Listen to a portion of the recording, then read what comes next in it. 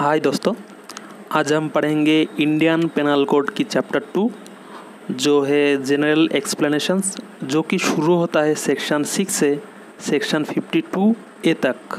लेकिन इस वीडियो में हम सिर्फ कवर करेंगे सेक्शन 6। देखते हैं सेक्शन 6 का टाइटल क्या है। Definitions in the code to be understood subject to exceptions. अब देखते हैं इसके अंदर क्या लिखा है।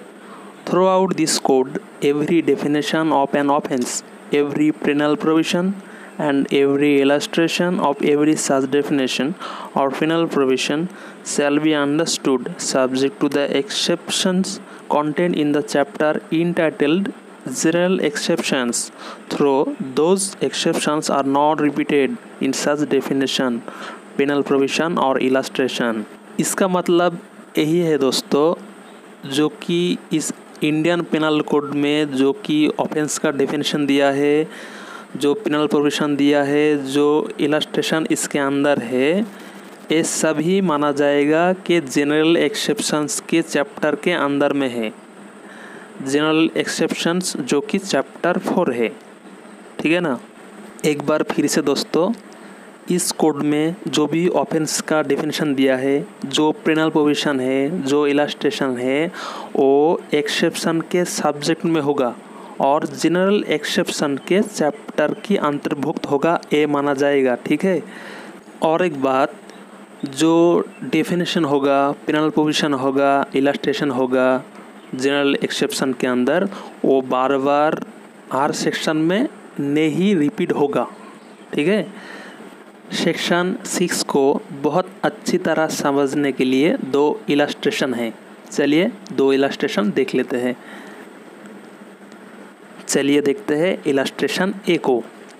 इलस्ट्रेशन ए बोलता है, the sections in this code which contained definition of offenses do not express that a child under 7 years of age cannot commit such offenses, but the definitions are to be understood subject to the general exception which provided that nothing shall be an offense which is done by a child under 7 years of age।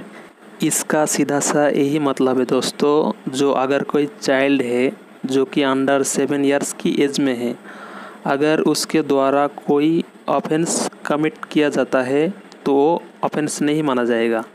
लेकिन इसी बात को हर एक section में नहीं mention किया जाएगा, जैसे कि मर्डर हो गया, डकैती हो गया, चोरी हो गया, ये हर एक सेक्शन के अंदर नहीं मेंशन किया जाएगा, क्योंकि ये बात जनरल एक्सेप्शंस की सब्जेक्ट में है।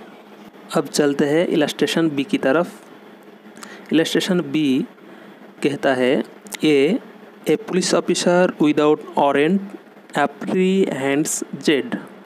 इसका मतलब ए एक पुलिस ऑफिसर है जो कि विदाउट वारंट जेड को पकड़ता है। Who has committed murder. Z जो है वो मर्डर किया है। Here A is not guilty of the offence of wrongful confinement. So A जो पुलिस ऑफिसर है वो जेड को पकड़ने के लिए गिल्टी नहीं माना जाएगा। For he was bound by law to apprehend Z, and therefore the case falls within the general exception which provides that nothing is an offense which is done by a person who is bound by law to do it। इसका मतलब ये जो police officer है वो Z को पकड़ता है, वो जेड को पकड़ने के लिए बाउंड बाय लॉ होगा और इस बात को जनरल एक्सेप्शन के अंदर में माना जाएगा, ठीक है ना। इसीलिए जो पुलिस ऑफिसर है वो बाउंड बाय लॉ है, इसीलिए वो ऑफेंस नहीं माना जाएगा। इसी के साथ आज का ये सेक्शन ख़त्म होता है। अगर कोई परेशानी होती है समझने में तो प्लीज़ कमेंट कीजिए।